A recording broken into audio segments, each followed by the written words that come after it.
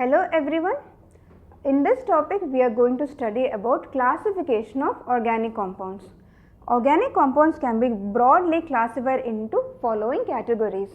So, given organic compound can be classified as cyclic or closed chain or acyclic or open chain compounds. So, what do you mean by acyclic or open chain compounds? They are also called as aliphatic compounds. So, they essentially mean that it consists of straight chain or branch chain compounds.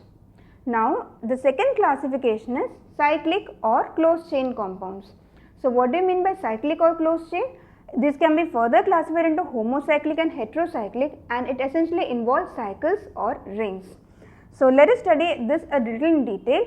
So, when carbon atoms are in the form of a ring, it is called homocyclic, but when you have other atoms, heteroatoms like nitrogen, oxygen, sulfur, in addition to the carbon atom, it is called heterocyclic.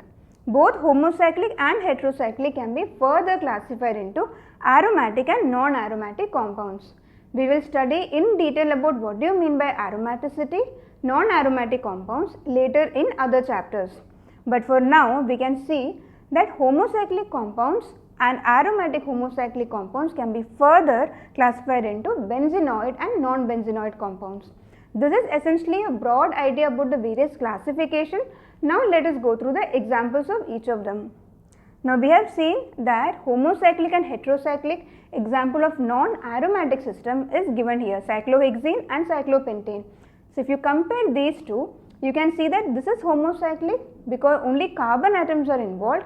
This is heterocyclic because you have an oxygen, which is a heteroatom. Now, if you look at aromatic system, homocyclic aromatic can be further classified into benzenoid and non-benzenoid compounds, and these are the examples respectively. Now, last one is heterocyclic compounds, which can be aromatic, are pyridine and furan.